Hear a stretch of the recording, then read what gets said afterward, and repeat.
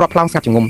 ឡូវផ្លោងដាក់គ្នារឿងពាក្យសម្ដីចោទគ្នាតែក្បត់ជាតិហើយខ្ញុំជឿថារឿងក្បត់ជាតិនេះផ្ដើមចេញមកពីគណៈបកប្រជាជនកម្ពុជាខ្ញុំនិយាយម្ដងទៀតនិយាយឲ្យយុត្តិធម៌សច្ចធម៌ខ្ញុំអត់កាន់ជើងគណៈបកប្រឆាំងឬប៉ុន្តែផ្ដើមមកពីខាងក្រុមគណៈបកប្រជាជនកម្ពុជានៅពេលដែលកាត់ទោសលោកសំរងស៊ីនិងគ្រឿងរំលាយគណៈបកសង្គ្រោះជាតិអីហ្នឹងគឺថាស្រស់គ្នាស្រែកថារន្ធើនតែស្កអជ័យធ្លាក់ទឹកដូចគ្នាសំរងស៊ីកូនក្បត់ជាតិ3ចំនួនប៉ុន្តែបើយកអារឿងក្បត់ជាតិរឿងអីអត់មានយកស្អីមកចេញទេព្រោះដោយសារលោកសំរងស៊ីនឹងអត់ដែលបានទៅកាន់ប្រទេសម្ដងឲ្យគាត់ទៅកាត់ដីកាត់ទឹកអីឲ្យអ្នកណាណែអាខូអាចហើយថាគណៈបព្វជិជនហ្នឹងចោតប្រកាន់មេឯងក្បត់ជាតិខ្មែរហ្នឹងឲ្យអើដូចអជ័យធ្លាក់ទឹកហែងចេះឈឺចាប់ទៅចុះពួកអាហែងអត់សម្ដេចហ៊ុនសែនហែងថាគាត់លក់ជាតិហែងថាគាត់នឹងអាយ៉ងយួនថាបែបនេះហែងថាបែបនោះពួកហែងនឹងសាងពីអីប៉ះពេលណាទៅអីគុណរដ្ឋាភិបាលចាំសុកទេស្ងប់ហើយជំដេញចេញកំចាយជើងចេញពួកអាថៃនឹងចេញអស់ចាំហែងងើបប្រឆាំងមកអញដឹងលឺណាស់ថាពីអសរោះហ្នឹងមិនចង់ប្រើទេពួកវិសាប្រូដល់ក្មេងៗជំនាន់ក្រោយតាក្រួយមកអាគីបាញ់អាត្រូវខប់ពុំមានលីខ្សលឯងអស់នេះតែក៏បញ្ចូលដៃចូលជើងជាមួយនឹងចៅហ្មងគាត់ដងឲ្យចៅចាក់ខ្មែររហូតនេះអញមិនឆ្ងល់បើពួកនេះឯងមានអន្តរជាតិមានបេះដូងជាខ្មែរមិនចង់ឲ្យបងប្អូនខ្មែរអាឡូមលីមកក៏ងាប់ផុតពូជទេណាគួរតែមានមនសិការមួយណាអញពួកអញបានទៅនៅក្រៅប្រទេសហើយអញដេប្រវេមកឲ្យជាប់ទៅណាពេលណាដែលត្រូវទៅចាំទៅពេលណាដែលត្រូវស្គីលចាំស្គីលមិនមែនស្គីលគ្រប់ទម្រង់បែបហ្នឹងទេក៏ទួយតែម៉ែវាហើយអត់តែគេនិយាយហេតុផលថាកុំអាចឆ្លុះគ្នាពេលហ្នឹងហើយថាគេត្រពង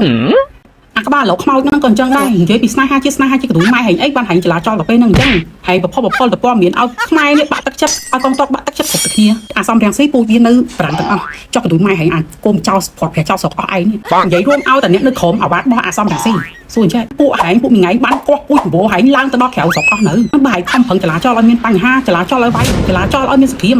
ក្តឹងមកមិនងាប់តែពួកអញណាពូជបោកដូចម៉ែហែងក៏ងាប់ដែរថាឡើងមានបានចូលដៃចូលជើងមួយថៃបើអាហែងពួកអាគីបាញ់អាប្រឆាំងអស់ឯងថាមិនបានចូលជាមួយថៃទេហេតុអីព័ត៌មានថៃផុសអីពួកឯងមានហ្នឹងឯងមិនដែរចុះពីសម្ដេចហ៊ុនសែនខំសាងមុខសាងមាត់សាងកិត្តិយសដល់ជាតិហ្នឹងហែងដែរនិយាយសោះឯងមានក្របភ្នែកមើលអត់ហែងមានគូក្បាលពិចារណាគិតអត់តែឯងយកតែពេលចំណុចកន្លែងណាដែលពួកថៃវាយថាលើកដំកើងពួកឯងបានអីហែងមិនលើកដំកើងពួកថៃបើហែងដល់ព័ត៌មានពីខ្មែរកន្លែងទៅនេះកន្លែងទៅនោះត្រូវធ្វើបែបនេះត្រូវវាយបែបនោះឲ្យគេរឿងអីគេមិនលើកដំកើងហែងដើម្បីផ្ដួលរំលំរាជរដ្ឋាភិបាលលើកអាហែងធ្វើជាឈ្នន់សម្រាប់គេបងប្អូនដែលនៅក្រៅវាកុំប្រភ្លើពេកឧទាហរណ៍ថៃផ្ដួលរំលំរាជរដ្ឋាភិបាលពេលដែលលើកអាសំរងស៊ីឡើងធ្វើជានាយករដ្ឋមន្ត្រីបងប្អូនមិនពឹងទេថាអត់កាត់ទឹកដីឲ្យគេហើយគេក៏ល្ងងមិនក៏ប្រភ្លើមិន Nice ហើយនិយាយគេ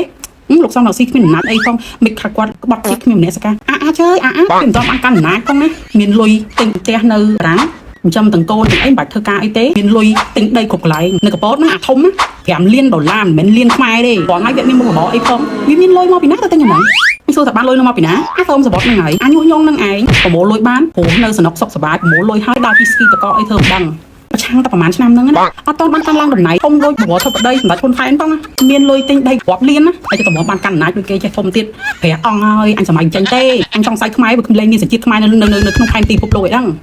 ពួកមីងៃពួកអាហែងដែរនិយាយថា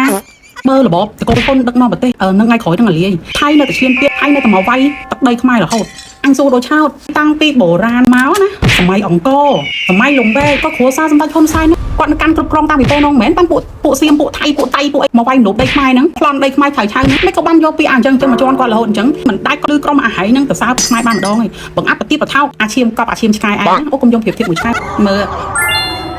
ឆ្កែចេះគ្រប់ទងជាតិគ្រប់ភ្លេងជាតិតែឯងវាមិនបានជំនឿឆ្កែផងពួកឯងមាត់ស្នេហាជាតិដៃប្រមូលលុយ